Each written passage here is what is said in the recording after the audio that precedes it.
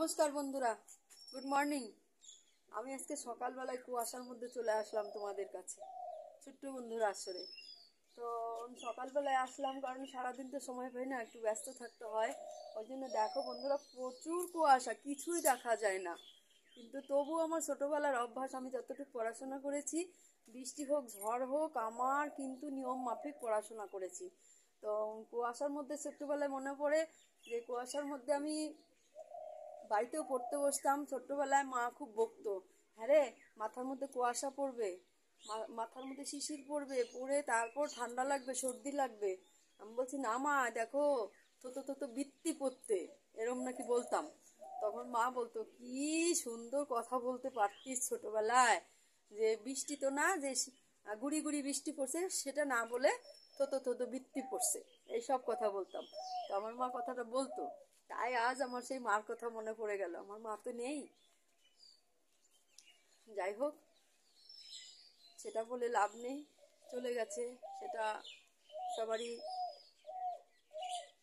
করতে হবে, মেনে নিতে হবে, সবারই একদিন যেতে হবে। যাই হোক বন্ধুরা, সেটা বড় কথা না। সবচেয়ে ভালো লেগেছে, আমি কুয়াশার মধ্যে আজকে তোমাদের সামনে এসেছি কিছু কথা বলতে। তোমরা বিরক্ত বোধ করবে না তো? অবশ্যই দেখবে। তোমাদের সামনে বেশি সময় নেব না, মাত্র 5-7 মিনিট বা 10 মিনিট সময় নেব। আমার সময় নেই, আমার একটু কাজে, আমি বিভিন্ন কাজে জড়িত, আমার যেতে হয়, সকাল সকালই যেতে হয়। যাই হোক, আমার জীবনী, ইতিহাস, ডিটেলস আমি তোমাদের কাছে আস্তে আস্তে সব শেয়ার করব। এবার যাই হোক, তোমাদের পড়াতে শুরু করেছি। আমি জানি না কতটুকু হচ্ছে কি না হচ্ছে, সেটা একমাত্র তোমরাই বলতে পারবে। যদি ভালো লাগে তো আমার সঙ্গে অবশ্যই থাকবে বিকাল 3টায়, ছোট্ট বন্ধুদের আসরে বিকাল 3টায় আমার সঙ্গে অবশ্যই থাকবে। তোমরা বলবে, যদি ভালো লাগে তো অবশ্যই বলবে, আর ভালো না লাগলেও বলবে। আর যদি কোনোটায় ভুল হয় বন্ধুরা, তোমরা আমাকে বলে দেবে, আমি খুব খুশি হব। কারণ দেখো, ভুল না হলে কিন্তু কোনোদিন সংশোধন হয় না, শুদ্ধ হয় না। তাই আমার ভুল হওয়াটাই স্বাভাবিক, মানুষ মাত্রাই ভুল হয়। তাই যদি আমি ইচ্ছাকৃতভাবে ভুল টুল করে থাকি বা সজ্ঞানে, সেটা আমাকে তোমরা ক্ষমার দৃষ্টিতে দেখিও। আর ভুল হলে আমাকে অবশ্যই তোমরা কমেন্টে জানাবে, বা কিছু এটা ঠিক হয়নি বা এটা কিছু, আমি সবচেয়ে বেশি খুশি হব। আমি তো জানি না, আমি বড় আহামরি কিছু শিক্ষা আমার ভিতরে নেই। আমার ভিতরে যতটুকু শিক্ষা আছে আমি তোমাদের সামনে তুলে ধরছি। তারপর আস্তে আস্তে আস্তে আস্তে আস্তে আস্তে পর্যায়ক্রমে তোমাদের পাশে আমি দাঁড়ানোর আরও চেষ্টা করব। কারণ সব কিছু তোমাদের কাছ থেকে শিখছি, আমার কোনো নিজস্ব কোনো পার্সোনাল অভিজ্ঞতা নেই। তোমাদের কাছে শিখে আজকে আমি এত বড় এই জায়গাটায় তোমাদের কাছে দাঁড়িয়েছি। যাই হোক, অনেক কথা বললাম। এবার যেটা বলতে চেয়েছি, আমরা কি কি শিখেছিলাম এর আগে? কি কি শিখেছিলাম? স্বরবর্ণ, ব্যঞ্জনবর্ণ, তাই না? বর্ণমালা 2 প্রকার, এটা আমরা সব দিনই বলবো। তোমরা যদি বিরক্ত হও তবুও আমি বলবো, কারণ এটা আমার ছোটবেলার অভ্যাস। আমি পূর্বের মানে আগের জিনিসটা কখনো ভুলি না। যদি ভুলে যাই, ওটা বাদ দেই, তাহলে ওটা কিন্তু ভুলে যেতে হবে। তাই ওটাকে সঙ্গে সবসময় ধরে রাখতে হবে। তাই স্বরবর্ণ, ব্যঞ্জনবর্ণ, স্বরবর্ণটা হয়ে গেছে। এবার ব্যঞ্জনবর্ণ, ব্যঞ্জনবর্ণটা আজকে আমি কি কি শিখেছি তোমাদের সামনে তুলে ধরবো। আর পরবর্তীতে যতটুকু লিখবো আমি লিখে দেখাচ্ছি। হ্যাঁ, দেখো, ব্যঞ্জনবর্ণ কি আজকে শিখাবো, ব্যঞ্জনবর্ণ। তারপরে তোমাদের সাথে অনেক কিছু আমার শেয়ার করতে বাকি আছে। যেমন শব্দের খেলা খেলবো, ওটা জাদু খেলার মতো শব্দের খেলা, সেটা আমি পরে বুঝাবো। হ্যাঁ, আজকে কি লিখবো, ব্যঞ্জনবর্ণ। দেখো বন্ধুরা, জানি না কুয়াশার মধ্যে বুঝতে পারছো কি না, জানি না। ব্যঞ্জন বর্ণ, ব্যঞ্জন বর্ণ কি কি শিখেছিলাম বলো? ক, খ, গ, ঘ, ঙ, লিখলে? চ, ছ, বর্গী জ, বলে বলে কিন্তু লিখবে, কখনো মুখ বন্ধ করে লিখবে না। ঝ, ঞ, কি বলেছিলাম, এর পিঠে ও এর বোঝা, ঞ। এবার ট, ঠ, ড,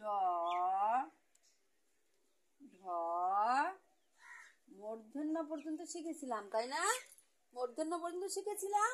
আজকে ট ঠ ড ঢ মূর্ধন্য। এবার ত দেখো মাত্রা দিয়ে 3-এর মতো দিলাম, ত হয়ে গেল। ত থ দ ধ, এই যে পুরো মাত্রা দিলাম দন্তের ন। এটা হচ্ছে দন্তের ন। পুরো মাত্রা দিয়ে কি হলো? দন্তের ন হলো। এবার কথা আরেকবার পড়ি, হ্যাঁ? এটা কি বর্ণ? ব্যঞ্জন বর্ণ। কি বর্ণ? ব্যঞ্জন বর্ণ।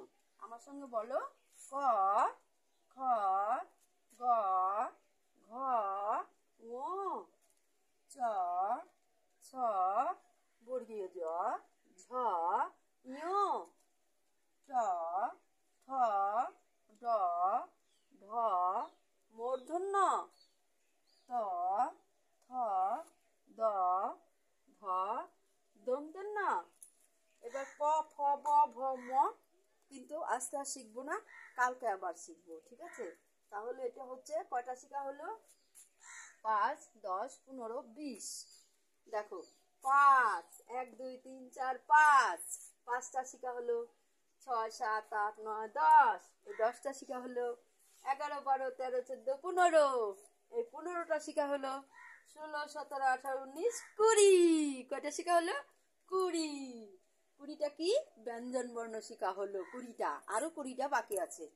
যাই হোক, সেই 20টার সঙ্গে সঙ্গে এবার আমি আরেকবার চলে যাব তোমাদের সঙ্গে সেই সংখ্যায়। কি সংখ্যায়? একটু তাড়া আছে, যদিও একটু তাড়াতাড়ি বলছি, কিছু মনে করবে না। এবার সংখ্যা, তারপরে কি হচ্ছে? এটা তো ব্যঞ্জন বর্ণ, এটা 20 পর্যন্ত সংখ্যা বললাম, তাই তো? এটা কিন্তু সংখ্যা না, এটা ব্যঞ্জন বর্ণ। আমি গুনলাম কয়টা বর্ণ হয়েছে, তাই 20টা বর্ণ হয়েছে। আমি ওটা কেন গেলাম? ওই সংখ্যার মধ্যে যাব বলে। এবার সেই সংখ্যার মধ্যে যাচ্ছি। এর আগে কত 15 অবধি শিখিয়েছিলাম, এবার 20 অবধি শিখাবো। দেখো আমাদের বাম হাত ডান হাত, দুটো হাত, তাই তো? দুটো হাতে কয়টা আঙ্গুল আছে? 5টা। 1 2 3 4 5 6 7 8 9 10, দুই হাতে 10টা আঙ্গুল।